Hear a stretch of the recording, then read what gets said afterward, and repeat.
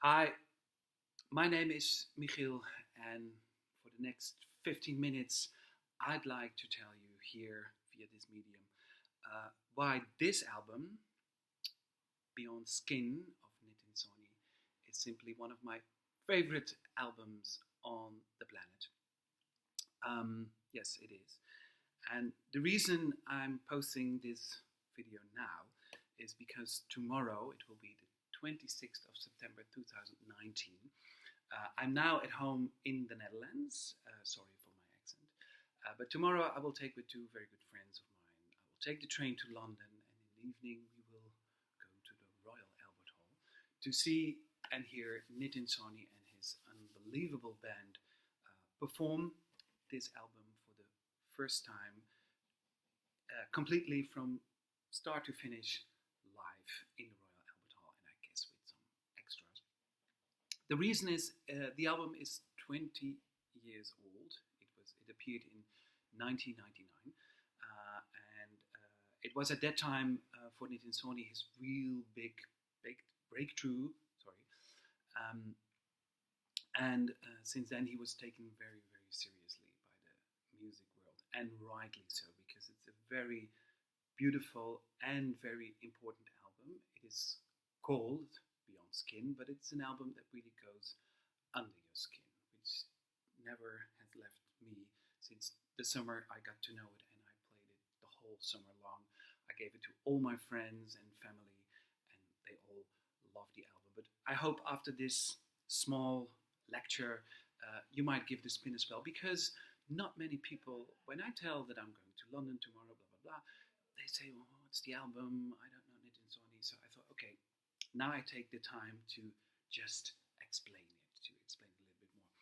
So first, let me start with explaining a little bit more who this Mr. Nitin Sawhney is. Well, here he is. Uh, just a picture from one of his latest records, 1-0.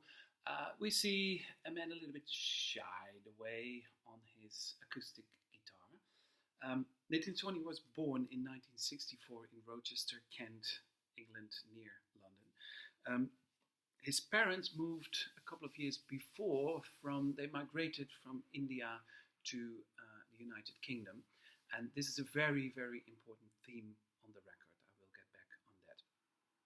Anyways, Nitin was raised at home with, of course, lots of Indian traditional music, but especially his father had a very broad taste. He loved Brazilian music, he loved flamenco music, he loved Cuban music, whatever. So, Nitin got it all as a little child in his head, and when he started to have piano lessons and guitar lessons, it seems that he was also very talented in music. And he still proves, because when you see him live, he mostly plays acoustic guitar, as I showed you on the pic,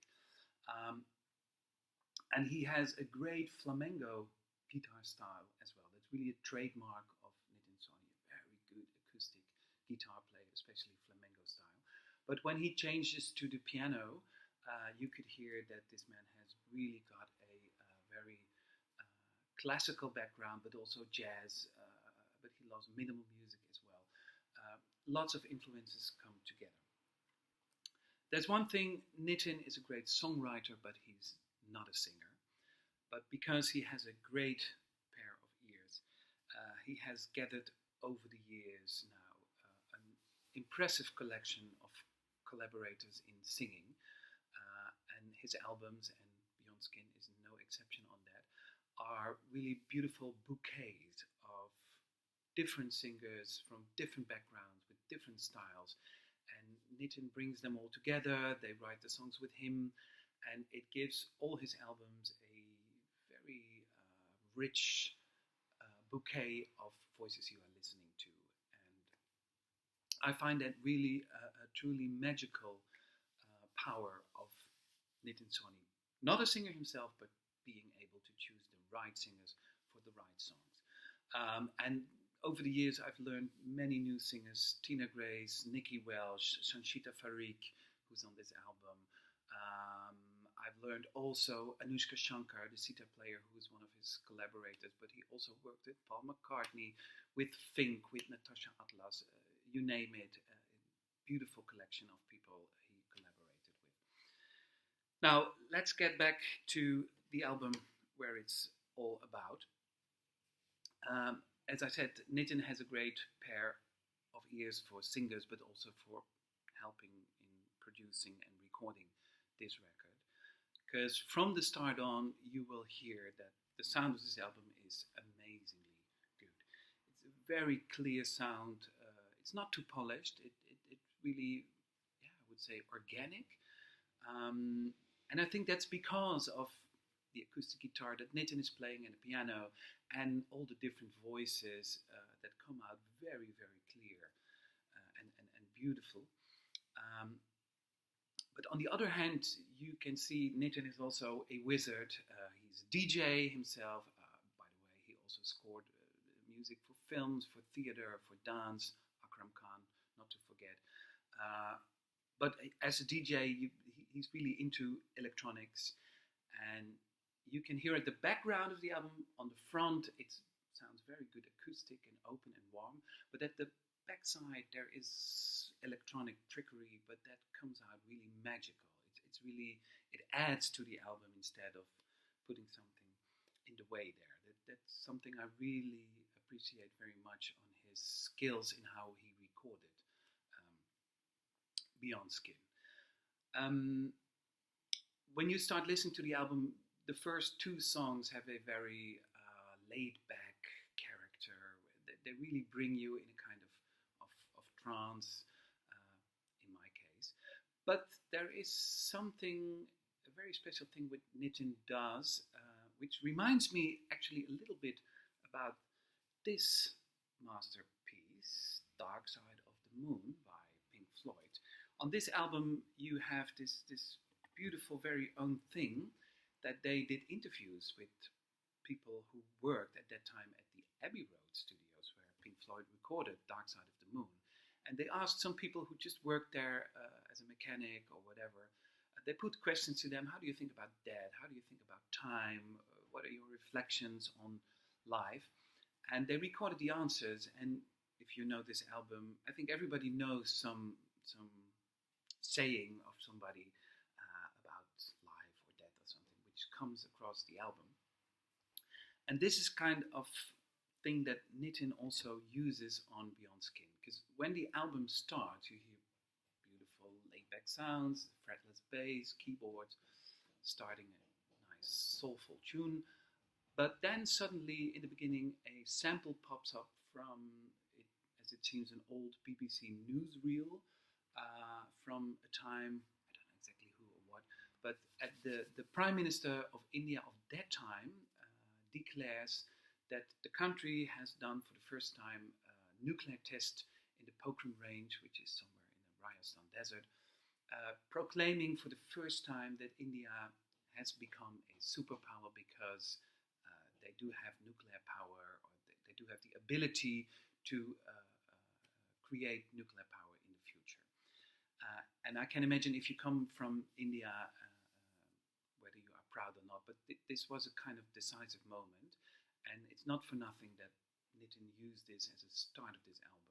Because throughout the album, he sprinkles this old newsreel song related to the nuclear power and nuclear danger, which is always around us. And on the other hand, he has some very personal samples. For instance, there is a sample of some right-wing marches going to the streets of England in the 80s, screaming that people, brown or black people, should go out, something there. Which Nitin, as a child, he told in interviews that actually he was on the street when these people marched by and screaming these things. He could hear that. And on the other hand, he has samples of interviews that he did with his parents, who he asked about why they once in their life made the decision to move from India to England, which for him was, of course, a very, very important, and for his parents as well, a very important decision, because you change your life, you change the run of your life. There's a lot to reflect about that, and I think it's a really beautiful and very, very personal. That Nitin, you could hear actually his father and his mother on the record popping up, telling you about their decision to do so. And actually, I have quite a lot of records, and I listen to lots of albums in my life and lots of music, but I can't remember really a record where the parents of the artist have a part in singing, and also a very personal part and a very important thing for their lives and for the life of the artist as well. So I find that very, very touching, and that alone is something very, which makes this album very precious and dear to me. Now I can talk for 1 more hour about all the music on the album, but let's stick. I pick out just 3 songs which I think tell a lot about the album and the way Nitin thinks about music and how he makes the music. Sorry. So I will tell about 3 songs. The first song I like to introduce a little bit more is the song Homelands. It's the 3rd song on the album. And what Nitin does on that song is amazing. The song starts with a beautiful string quartet. It really kicks in. And then there suddenly comes up a voice, which I had to look that up in the booklet. That's why I love CDs and records, because there's so much information. Most of the times there is information in there. Otherwise you have to search it all on the internet. Here it's all written down in this booklet. That he asked and I have to look it up again, the Riwan Muzam Kuali singers to open the song. And actually later I learned that these are nephews of Nusrat Fateh Ali Khan, the great late Pakistani Sufi singer. And they really kick in the song with a beautiful yell. And then suddenly, Nitin kicks in with his acoustic guitar, but then the song shifts a little bit to more flamenco-like music. And this Qawwali singer and flamenco mood that goes on for a while, until suddenly there comes another layer in, because then you hear more a Brazilian sound. We have a Brazilian singer, Nina Miranda, singing a little bit in the tune of, it reminds me a little bit of the girl from Ipanema. And these 3 styles blend in very well together to make one beautiful song, which is called Homelands. And what I find intriguing is that Nitin, in fact, makes with the music a trip around the globe. Because he starts in, let us say, the Indus Valley with this Qawwali singing, which is from there. Then he moves to the Iberian Peninsula, and that is what actually happened, because the flamenco music is rooted in music which was taken there by gypsies coming originally from the Indus Valley in India. They traveled all the way across the Middle East, Turkey, into Europe, and on the way the music changed. But as Nitin once explained somewhere on the internet, the rhythms of the flamenco music and Indian music are really easily connected. It's very easily for Spanish and Indian musicians to work together, because they have a profound understanding, a deeply relation in the rhythm, but also in the skills of singing. So there is a deep connection. But then imagine, since the flamenco, that came to Spain, and of course in Portugal they made their own version. But then the Spaniards and the Portuguese start to make their trips to what was already South America.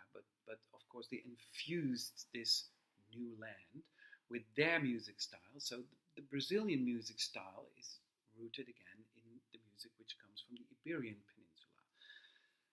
So you make a trip around the world, and Nitin makes, audible how subtle the music has migrated over the world.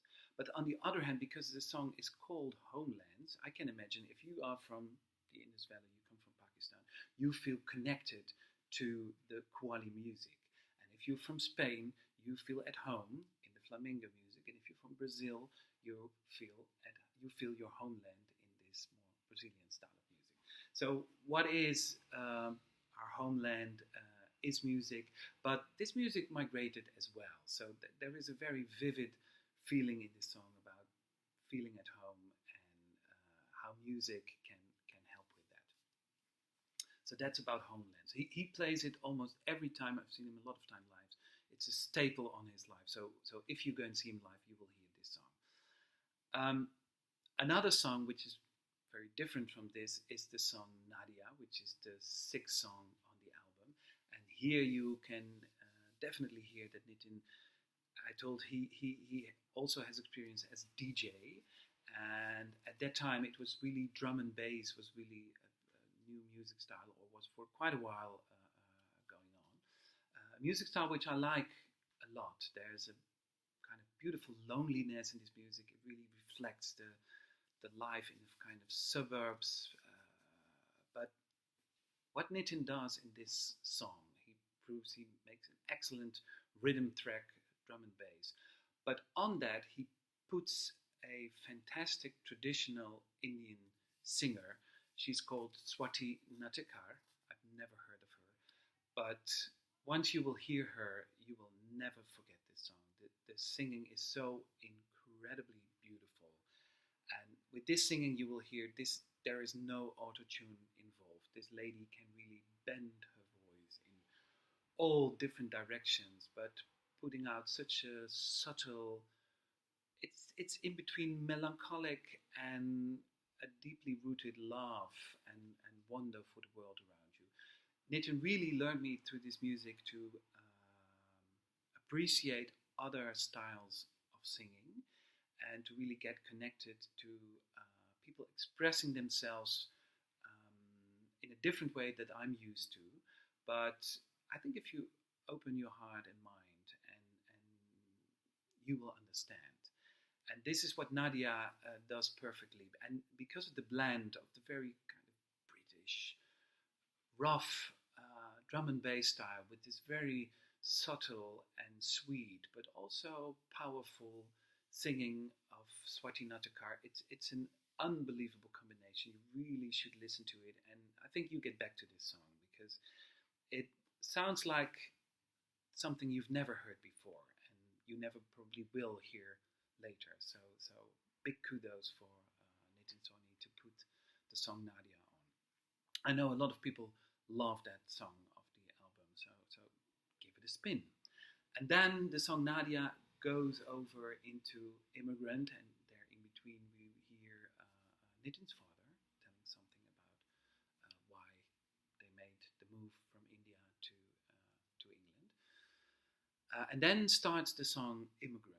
And here we hear another side of Nitin Sawhney, very surprising, which comes for me a little bit close to this masterpiece, Inner Visions by Stevie Wonder. Because actually Nitin shows here that he got a lot of soul in his body. Immigrant is really a beautiful and 7 minutes long slow soul song. Beautiful song by Sanchita Farik. She goes in beautiful, very simple words, but really building up. But then suddenly, in between this lady singing with Nitin on the piano and a beautiful bass accompanying, you hear suddenly a male Indian voice from Jajanta Bose, also a kind of voice and a way of singing which I have never heard before. But he really starts as a kind of beautiful Indian butterfly to sing with more this half-note Indian way of singing across the really strong soul performance of Sanchita. And they really build up together to such a beautiful climax. And again, this is something I have never heard in that way in my life. Kind of traditional soul music, but then combined with an Indian voice, and I know now that Indian music does do a lot in improvisation and that kind of thing. And it seems that the Indian voice really improvises beautifully around the soul voice. So, I mean, just give it a listen. I can explain it here for a couple of times, but give it a spin and you will know what I mean. And let me know if I put you in a kind of correct way into the album. I can tell more about the music and the album. You should know that after that song, there are beautiful light moments, but there are also really some dark feelings underneath. But the end of the album is always the last song. There we have Swati Natakar, this Indian singer who did the Nadia song. She comes up again and she gives such a beautiful ending to the album.